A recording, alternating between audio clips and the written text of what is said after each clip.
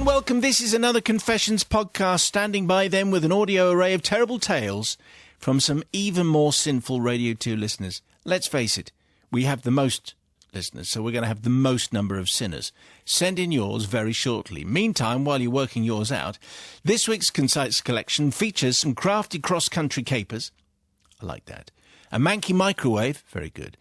Criminal cinema conduct, which sort of looks all right on the page, but then when you say it, it doesn't really work. And a kitchen catastrophe, which is also a scullery scandal. So we doubled up on that one because the third one wasn't very good. Here it all comes. Deadly's back, by the way. Dean of Deadliness is in, and it's the first of the week's Confessions, and it comes from Philip. Thank you very much indeed. And I was attracted to this story because the weather today reminded me of this particular pursuit. Okay. Dear Father Simon, I would like to impart a tale of high jinks and skullduggery to both you and the collective before seeking your forgiveness. It all began one summer's day in 1975. I attended a highly regarded all-boys grammar school in the northwest of England. It was a Friday, and all of the fourth year, so that's 14 to 15-year-olds, were attired in running gear as the games period was about to start, obviously some looking more sporty than others. Ugh. This was no ordinary Friday games. There was no choice of activities today. Everybody, including the wheezy boys with notes from their parents, would be Cross-country running? cross-country running. That's it. Oh, no. And as it Horrible. poured with rain today, I thought, Yeah, no, it's absolutely. time for some cross-country running confessions. Yes, cross-country running, as today, the Year 4 cross-country running team would be selected. The first 10 home would be in the team. Great. As you've probably already guessed, making the team was not a good thing. Membership of the school cross-country running team involved practising in all weathers, often being beasted around by about the gazillion-mile course by some overzealous PE master. Enough said. As we all lined up near the start line, all 90 of us, me and my mates, took up a midline position. Obviously, we didn't want to win, even if that was possible, as when winter came, the peak cross-country season. Why do we have to do it in the middle of the winter? The most horrible weather. Here's a river, guys. Run through it. Yes. We preferred the warm confines of the gymnasium. In the gymnasium, we could play table tennis and indulge in some trampolining, sports for softies, as you realise. Yeah, just enjoying the heating. Instead of slogging around a cross-country course. Why would anybody want to do that? Did you ever do that, Rebecca? Of course I did. Okay. Just asking. Why are you asking me? Because your name's Rebecca. Can I carry on now? Yes. Did That was a great response there. Okay. Did you ever cross-country run, Matt? I love this. This is new part, Dudley, It is, yeah. where you start asking questions midway Well, through. it's just because she'd been so quiet up until that point. Matt, As had we all, yeah. Matt, It's the, have you ever... yeah, I've done cross country. God. Brilliant. Anything Great else that feature. you want to ask? Well done. Anyway. Shared experience. Okay, where were we? To deliberately throw the race could end up with some severe punishment, because this was the 1970s, and corporal punishment was not only allowed, but passionately enjoyed by more than a few members of the teaching Different staff. times, everyone. Different days, different days.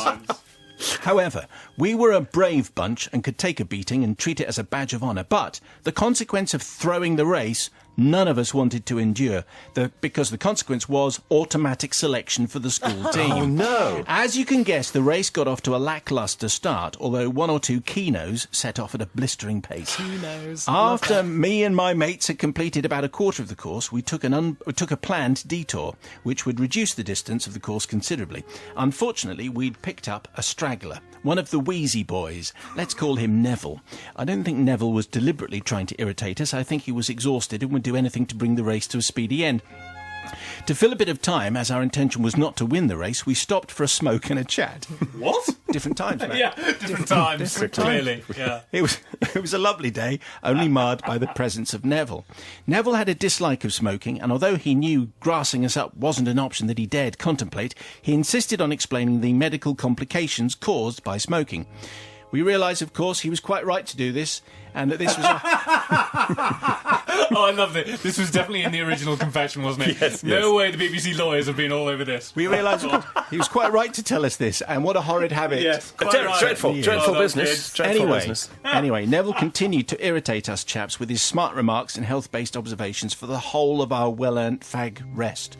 Enough time had passed, and we leisurely made our way to rejoin the rest of the runners. There are about 200 yards of the race left, so they really cutting it in right at the very end. Clever. The finishing line was just around the next bend, with the PE master and his clipboard waiting. We didn't rejoin the race immediately, as previously explained. Positioning was everything. It was at this point I had a brainwave, which is the point of the confession. Me and my mates, in time-honoured tradition, let the red-faced front-runners pass by, but instead of letting 10 pass, we let 9 pass, leaving a place in the team for one of us. We all set off at a reasonable pace, tucking in behind Neville. As Neville floundered across the finishing line, oblivious to his position in the race, the PE master let out a loud shout of, "Well done, Neville!" He then shouted, "Good luck, lads, better luck next time." As we crossed the line, Neville had made the team. No letters from Mum were going to get him out of this one. So this is where we need forgiveness, obviously, not for the justice meted out to poor Neville, whose only sin had been as a jogging government health warning, but for the keen cross-country team members who are now lumbered with Neville as the 10th member of their team. Regretfully yours, Philip. Well, obviously, Philip does regret the fag break, because that's a very bad thing to do. But clearly they were cheating and they landed Neville right in it. Let's see how judgmental Sister Rebecca is That feeling. really brought back some horrible memories. The red faces. Oh, the keynos, the key There are nights we used to always... call Oh, you had key nights, did you? key nights. I think, if it hadn't been Neville who'd become the 10th member of the team, it would have been somebody in Philip's gang, wouldn't it, who would have been equally bad. So he wanted the forgiveness of the keynos who took it seriously. But, whoever was the last member would have just held them back. So I think there's nothing to forgive. I thought it was a hilarious confession. Were you ever in the running for the cross-country team? Yeah, I did. I had to do it for some reason. Compared with everyone else, I was quite sporty, but that doesn't mean anything. So I'm going to forgive. What do you say, Dean? Yeah, I think I'm going to forgive as well. It's very cleverly done, very deftly done. I hated it as well. And forcing Neville into the team, why not? And he's only one of the 10, dragging them Were you down in the anyway. No, we didn't have teams. You just did it. I don't think we had teams as such. What do you mean you didn't have teams? Everyone Well, had teams. No, you were just forced to do cross-country running. Oh, some kind of punishment kind of thing. Yeah, well, sort of, yeah. I felt it was punishment. What do you say, Brother Matthew? Well, let's be absolutely clear about this. Yes, let's. Cross-country running is just an excuse for the PE teachers to do their marking. Because there's no other reason for sending the entire class out. All they do is they sit back in their room, get the marking done, and then wait an hour until everyone starts crossing the line. So, really, what basically Philip has done here is turn that against the PE teacher, and kudos for him for doing that. So I am definitely going to forgive for that. Excellent. Here comes tonight's Drive Time Confession, which comes from Joanna. Thank you very much indeed, Joanna. There's a kind of a, if you're feeling a little bit queasy, it is one of those where you just might want to just sort of, listen particularly carefully. Father Simon of the Confessional Collective, I'm writing to seek forgiveness for a gesture which, to the recipient, which is my brother, appeared to be an act of selflessness and kindness, but really was an act of extreme selfishness on my part. Going to go back 20 years to the mid-90s, where as a young, bright-eyed 24-year-old, I'd met a young man, and I decided to follow him. Having secured a job and digs, I moved in with him. This is October 1995 to start my new big adventure. Sadly, a year after moving away, my granddad died. I went home for his funeral, and following it, we, the family, had the sad task of sorting out his things. In the olden days of the 1990s, older women like my mum, aunts, nanas and great-aunts would give me stuff for my bottom drawer. So as we set about looking through his things, a small but steady pile of tea towels, Indian tree vases, whatever they are, measuring spoons, very useful, and other peculiar things that I protested I didn't really need were passed away for my bottom drawer. Finally, we got to the bulkier items in the house. "Who wants the microwave?" shouted my aunt from the kitchen. Silence, and then a murmur of "No, we got one," came round the house. "But it's virtually brand new," shouts the aunt. Still silence. "I know, Joanna can have it for her bottom drawer." Well, I protested again that the house I was staying in actually had a microwave and that it would be years before I could afford to buy a place of my own. "Nonsense," replies my aunt. "You can keep it in your mum and dad's garage. It'll be something less to buy when you get a place of your own." Mumbling begrudging words of thanks, I agreed, and along with a whole lot of other stuff I didn't really want, apart from a lovely table, I was duly packed up and it was all put in my parents' garage. 2 years later, I was the owner of a doer-upper, as they say in the trade. Bought in the September, wasn't fit to live in until January, having been gutted throughout and a new kitchen installed.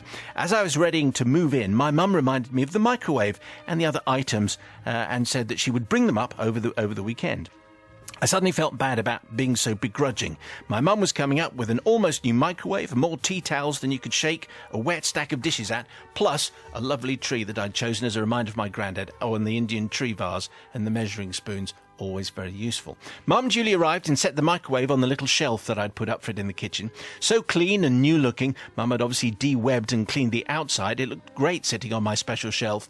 We had a cuppa and chatted, and Mum suggested I find something to microwave to make sure it still worked after all these years. So I put a cup, so I got a cup of water and I opened the door. I've tried long and hard to describe my reaction on opening the microwave door. I've asked friends to try and write out the noise that I replicated when I have recounted this tale to them, but it's never quite right. It's closest to the noise that the Double Take brothers used in Harry Enfield's TV show. It's a sort of a which is spelt BL and in 6 O's, 3 A's, 4 R's, a G and an H. This was followed by the immediate slamming shut of the microwave door. Who knew I had such lightning reflexes? Mum almost jumped out of her skin. "What's wrong?" she yelled. At this point, I was sort of struggling to breathe, but I shook my head and said, "Well, what the hell is going wrong?" says my mum. "You look as though you've seen a ghost." "Not a ghost," I said, "but I suppose you didn't check if there was anything inside before you brought it up?" My mum shook her head, and I went on to explain the sight that I'd seen. Contained inside the microwave was my granddad's last supper. Well, his last afternoon... Say something worse than that.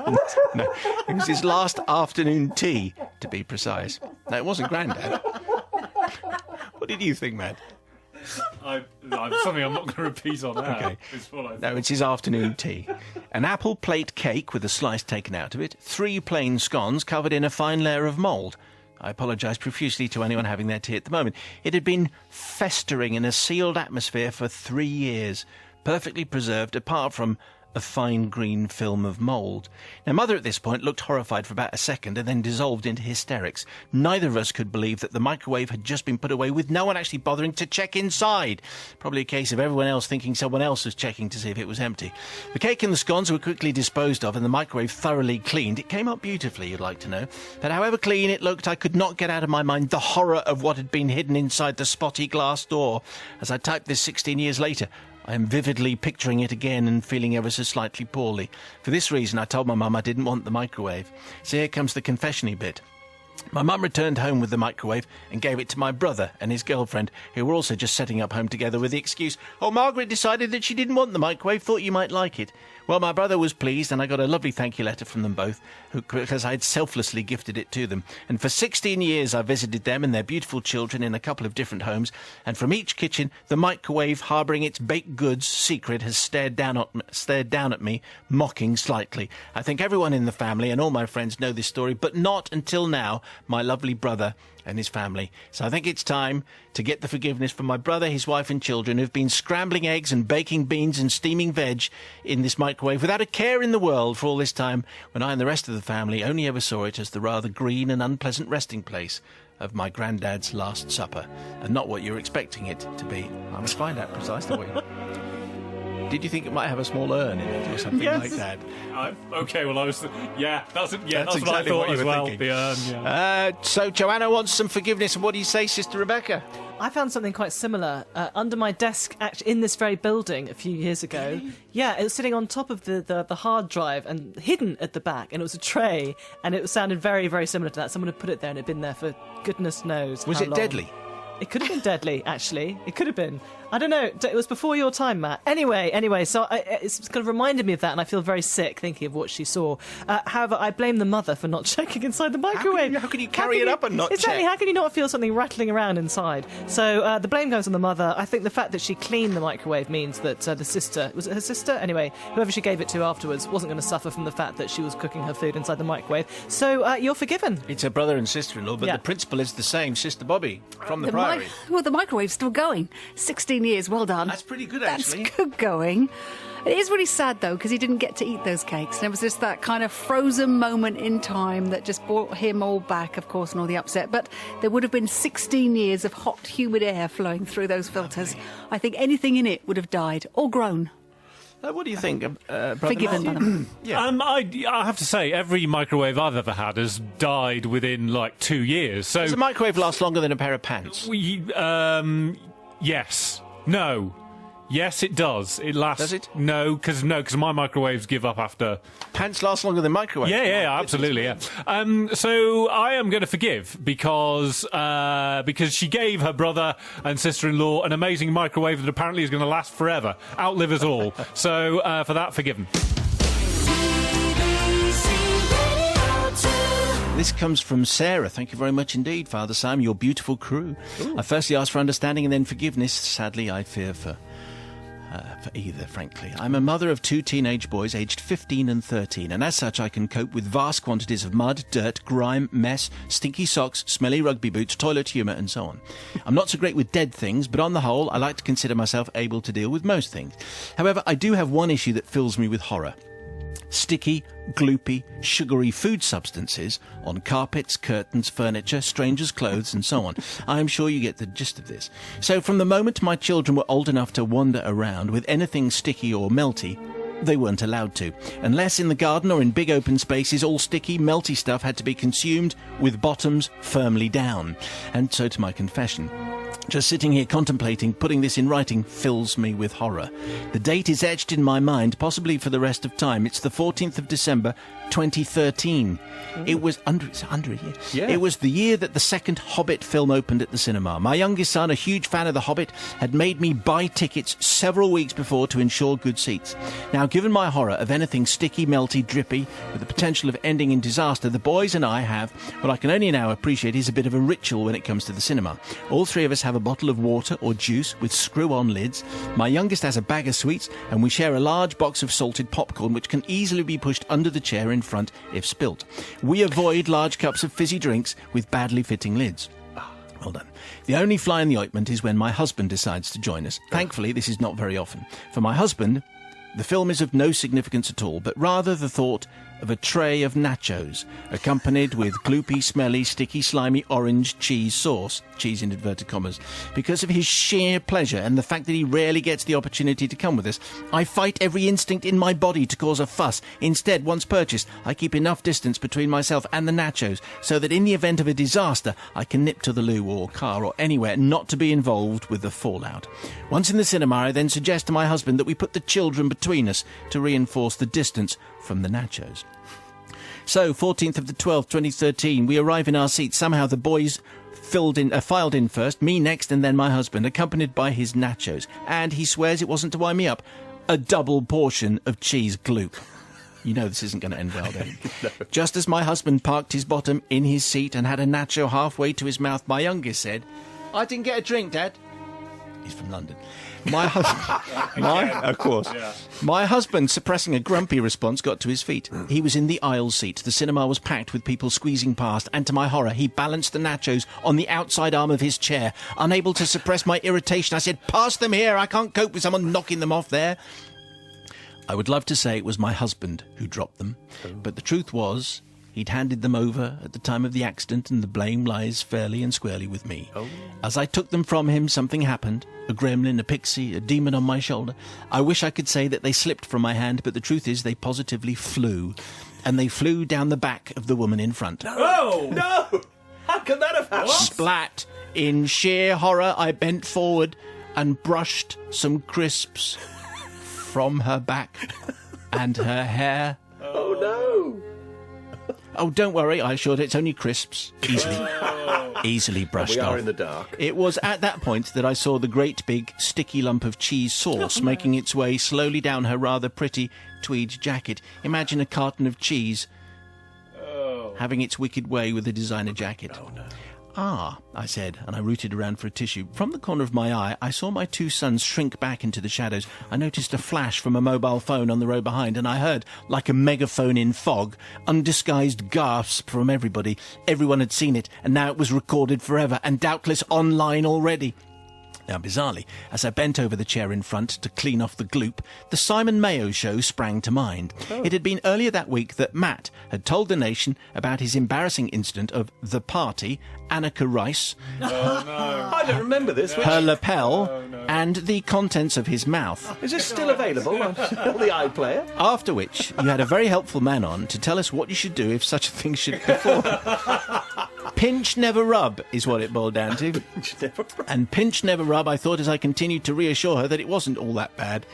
Offer to dry clean the item was also said. That in itself wasn't practical. She wasn't about to hand over the jacket and I wasn't about to hand over my address. Pinch, don't rub, I reminded myself. My husband ran off to get something to clear up the mess. She sat frighteningly quiet. After enduring several minutes of annoying pinching from me, she quietly rose to her feet and said very sweetly, "I'll just go to the ladies." Oh. My husband reappeared, cleared up what he could of the offending mess, and then declared with no shame at all that he was going to get some more nachos before the film started, with extra cheese. No! As I sat back in my seat, relieved that the lights were finally going down, my eldest son, with a huge grin on his face, said, "If we'd done that, you'd have killed us." Yes. And he was absolutely right. My husband, enjoying the moment, sat down and said, "Oh, don't let Ollie, who's our youngest, spill his popcorn or she'll be tarred and feathered." Anyway, everyone thought that was very funny. So it goes without saying that I beg forgiveness from the woman in question, who I think got some cheese gloop down her neck. And I hope that if anything like that should ever happen to me, I can behave with as much dignity and grace as she did. Most of all, forgiveness from my beautiful children, who have to put up with such an awful mother for as long as they can remember, and they're going to be stuck with me. I don't beg forgiveness from my husband, who has enjoyed the incident far too much, and who still breaks into ridiculous fits of giggles at the mere mention of nachos, The Hobbit, or even the cinema. Warmest regards, but rather drained, Sarah. Well, Matt, you feature in this story, as do all of us, and the extraordinary, shocking sort of spit moment with Annika Rice. It wasn't. Let me just. It wasn't Pinch, spit. never rub. I didn't spit at Annika Rice. Let's be absolutely clear about that. Some of the contents of your mouth ended up on her lapel. Yes, they did. Yes, and I'm not proud of that at all. But it was not spit. Who would have thought that it would have helped Sarah in her moment of desperation, Sister Rebecca? Who took a picture? I wish I'd taken a picture of the Matt incident, actually, because I was there. I wish I thought of that. If you've got it, can you send it in, It's such a weird thing to do, to take a picture of something like that. But I think she should always carry, if she's got this fear of sticky things, she should carry wipes with her everywhere. Yes. I find it's always very useful. I think the lesson from this is, I know the woman was very dignified about it, she was very good, but you really shouldn't wear a designer jacket to the cinema. What's the point? It depends which cinema you're in. Yeah. Well, what's the point? No one can see you. It's dark anyway. So I think if it had been someone in a cheaper jacket, the woman wouldn't have been, Sarah wouldn't have been so worried about it. So I think there's nothing to forgive, and it was her fault. Really? Yeah. Well, Wow. This is very interesting. You've become all Matt-like. Yes. Deadly. Well, I forgive.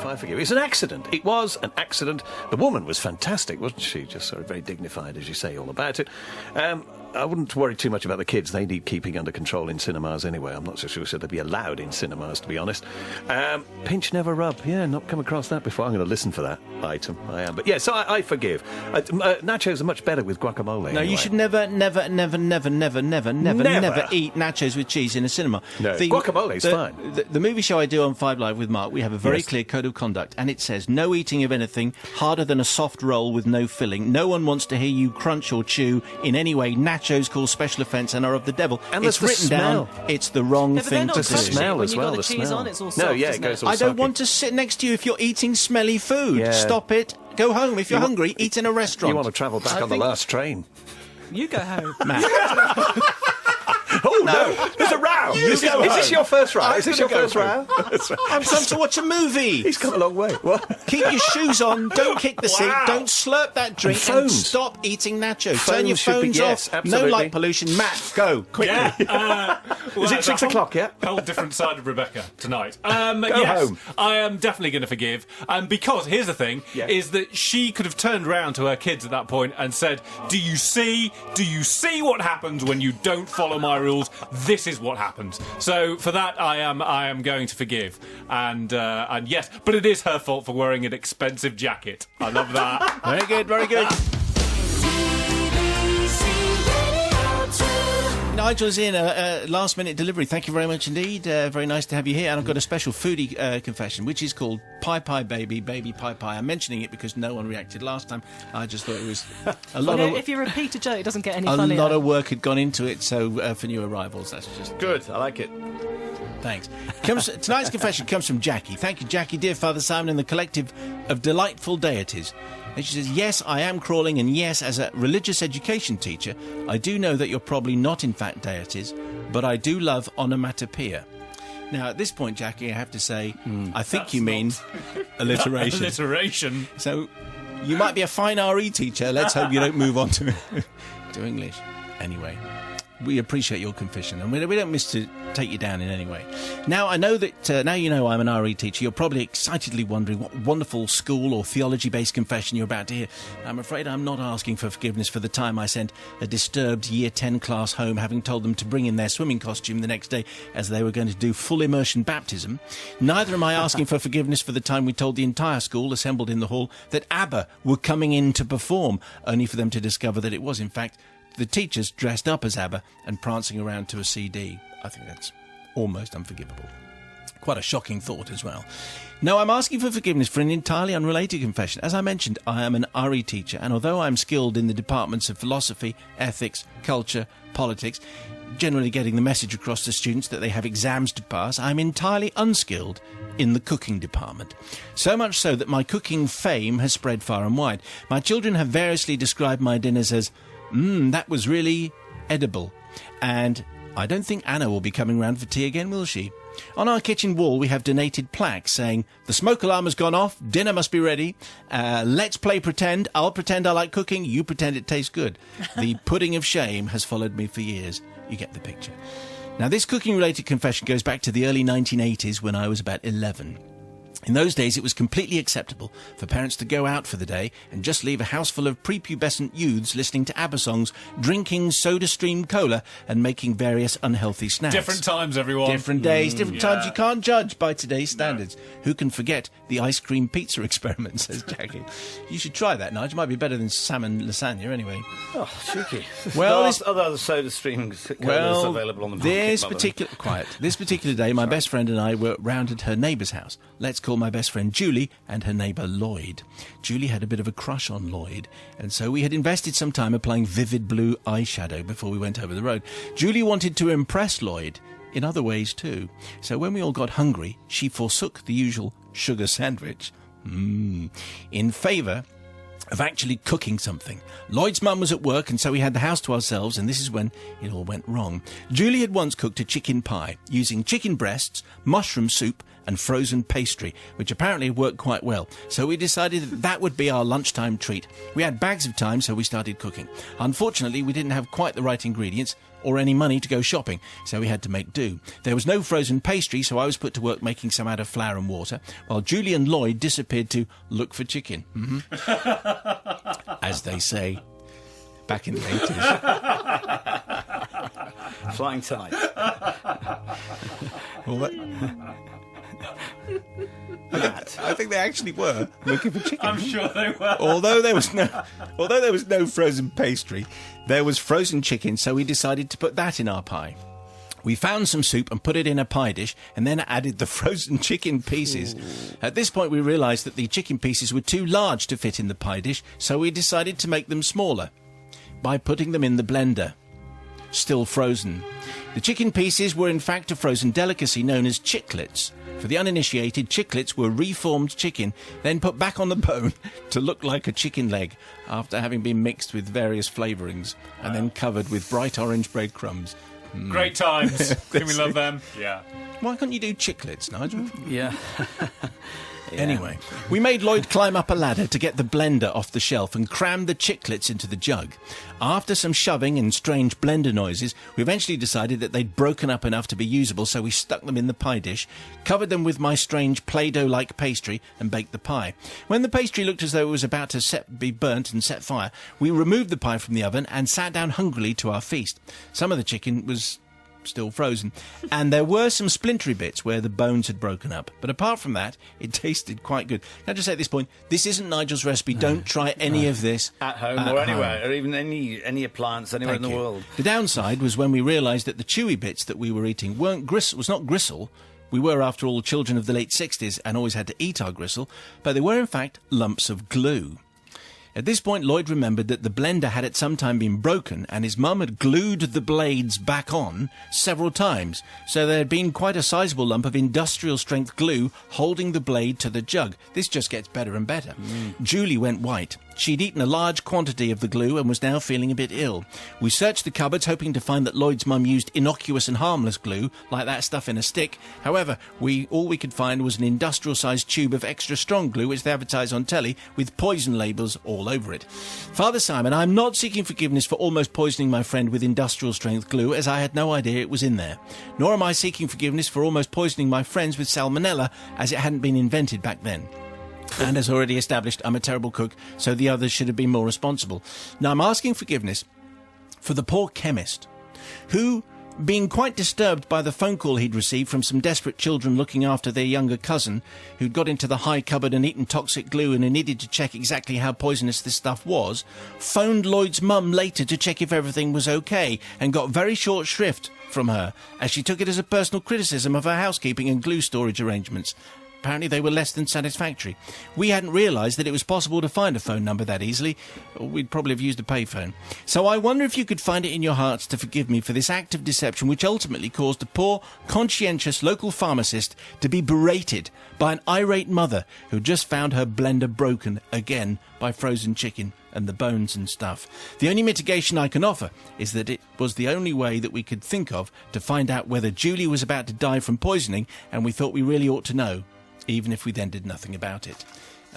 Yours, in a culinary frame of mind, that's Jackie, the RE teacher. Heaven knows what her RE-based confessions are going to be like. Anyway, that's her culinary treat. Frozen chiclets into the blender. Bit of soup. Didn't really work very well. What do you think, Sister Rebecca? I'm not entirely sure who Jackie is asking for forgiveness for, so I'm just going to gloss over that bit and say that I was really impressed by the fact that these 11-year-olds were trying to cook and they were showing initiative in all sorts of ways. I mean, I don't think you get that many 11-year-olds these days trying to make chicken pie, would you, on their own? Thankfully not. With a blender. Not like with a blender. And all that, at 11 years old, yeah, they were being unattended, creative and you know, health with a and blade safety that's aside. not even fixed on. That's very true. Different times, different times. You know, and the fact casual that then. Yeah. once they actually ate the glue, then they looked to see what kind of glue it was. Again, you know, showing initiative. Don't try any of this at home. I think We're that in a was lot of all trouble. very impressive, and for that reason, I'm going to forgive. Novice. Well, I'm staggered they're still alive, basically. I mean, salmonella might not have been invented as far as Jackie was concerned, but frozen chicken, and reformed chicken at that, frozen reformed with all chicken, the bones. got better, didn't it? Nice. I mean, Turkey Twizzlers has moved on and found a new... a new market. Here we go. No, absolutely. Bonkers. No, can't forgive, because how they didn't get serious illness. And then the poor old chemist as well getting involved. But really, Jackie, I'm just showing a random disregard for life and limb. And I'm not sure if Julie and Lloyd did bond over chicken in the end. Who knows? Flying tonight, but they didn't mention it. But it was an 11-year-old, weren't they? Yes. I mean, I would hope most 11-year-olds now know not to use frozen chicken. You must defrost it properly. Thank you very much indeed, Brother Matthew.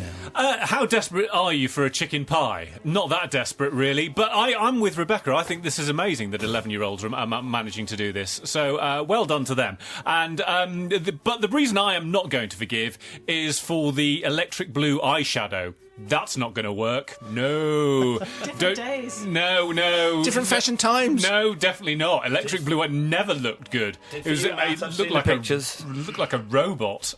So Not forgiven. Not forgiven for the eyeshadow. Pretty good all the way through. Consistency. That's what we provided you with this week's Confessions. Yours now, please. confessions@bbc.co.uk. More in a week, and the Weekly Mayo also available should you be missing me, even for a moment.